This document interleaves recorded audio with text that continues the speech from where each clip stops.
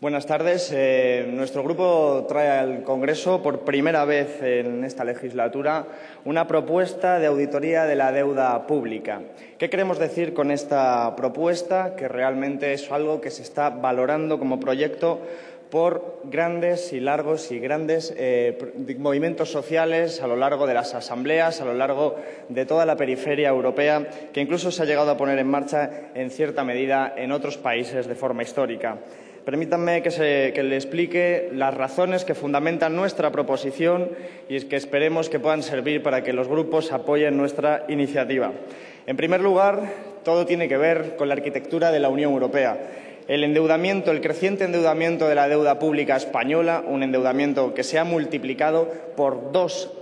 prácticamente como consecuencia del estallido de la crisis, un endeudamiento público que, como se puede comprender, acaba afectando a la calidad de los servicios públicos, la sanidad, la educación, las prestaciones sociales. Ese endeudamiento tiene un origen diverso. Tiene un origen que puede estar en los planes de estímulo, que puede estar en los rescates bancarios o que puede estar en las políticas anticíclicas. Realmente lo que nosotros queremos hacer mención es que la arquitectura europea ha permitido que durante esta crisis económica y dada la configuración, insistimos, del Banco Central Europeo, como en otras ocasiones hemos tenido oportunidad de recordar, ha permitido todo esto que las empresas financieras privadas pudieran acceder a la financiación barata del Banco Central Europeo a tipos absolutamente ridículos, en condiciones totalmente ventajosas e incluso con unas garantías realmente absurdas en términos técnicos que han permitido que incluso se puedan financiar por billones de euros a un tipo aproximadamente del 1% a lo largo de la crisis. Por contra, los Estados, cuando han necesitado financiación para poder desenvolverse en la política económica, se han visto obligados a acudir a unos mercados financieros, el mercado de deuda pública, donde se han visto acosados por la especulación financiera, donde se han visto acosados por las grandes empresas, por las grandes fortunas que han aprovechado esta configuración para prestar al 7, al 8, incluso al 9% en un contexto claramente de arbitraje financiero. Es decir, que hay entidades financieras que se han podido endeudar al 1% para prestar a los Estados a un tipo de interés mucho más elevado, haciendo cuantiosos beneficios económicos. Esta situación es verdaderamente aberrante, es el reflejo de una verdadera estafa, pero es además paradójico, porque se trata de entidades que han sido rescatadas por los Estados, lo que cierra un ciclo bastante absurdo en términos económicos, pero que en última instancia acaba traduciéndose en recortes en la sanidad, en la educación y en todos los servicios públicos, como hacía referencia anteriormente.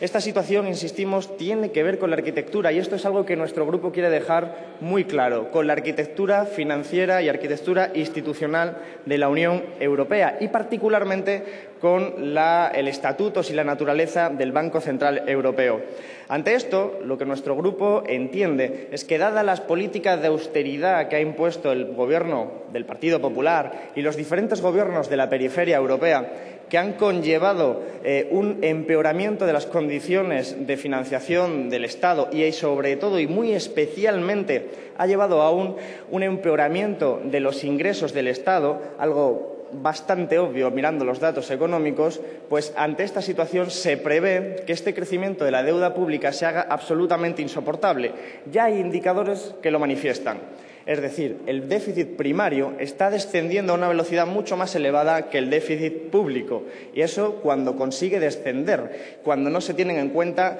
las ayudas públicas a las entidades financieras. En definitiva, dicho de una forma muy llana, la deuda pública de los países de la periferia europea, entre el cual se encuentra nuestro país, España, es impagable. Y hay experiencias históricas que nos plantean la necesidad y, además, la utilidad de plantear una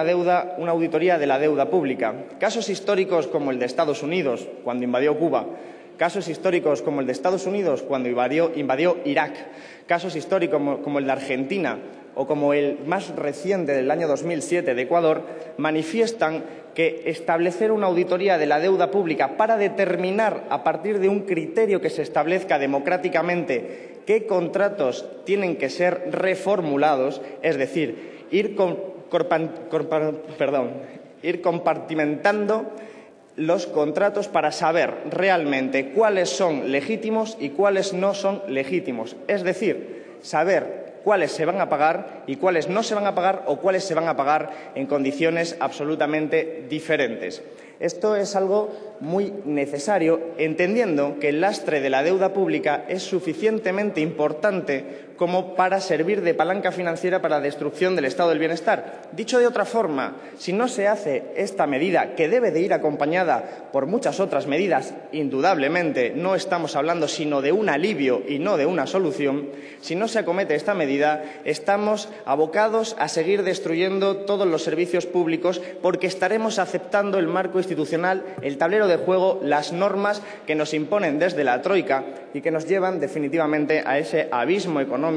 que tantas veces hemos denunciado. Insistimos en que se puede hacer, se puede y además se debe hacer. Si no lo conseguimos realmente, nos vamos a encontrar en un modelo de sociedad y en un modelo de crecimiento absolutamente insoportable para la sociedad española, que acabará canalizando la frustración de formas profundamente antidemocráticas si no conseguimos canalizarlo de una forma absolutamente distinta. Por esa razón, instamos al Gobierno y pedimos a los grupos parlamentarios que se sumen a esta iniciativa, que puede permitir reducir el lastre, la carga financiera de la deuda pública. Baste recordar que ya estamos dedicando, según los presupuestos generales del Estado del 2013, prácticamente 40.000 millones de euros en concepto de pago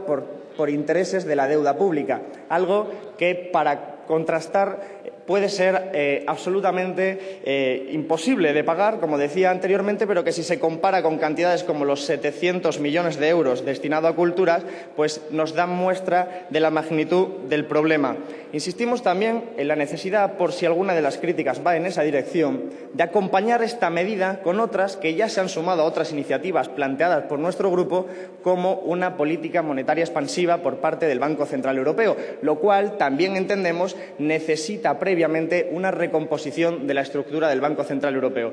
Esperamos que esta iniciativa pueda ser tomada en consideración, pueda ser apoyada por los grupos parlamentarios y, si no, como mínimo, que sirva de reflexión para la ciudadanía que está en la calle esperando respuestas que impidan este desmantelamiento del estado del bienestar y que impidan, voy terminando, Presidenta, y que impidan realmente que este modelo impuesto por la troika, las instituciones supranacionales y los gobiernos complacientes con estas políticas de la periferia europea, pues nos lleven a una situación de estallido social que es absolutamente incierta en su desarrollo y en su final. Sin más, muchísimas gracias.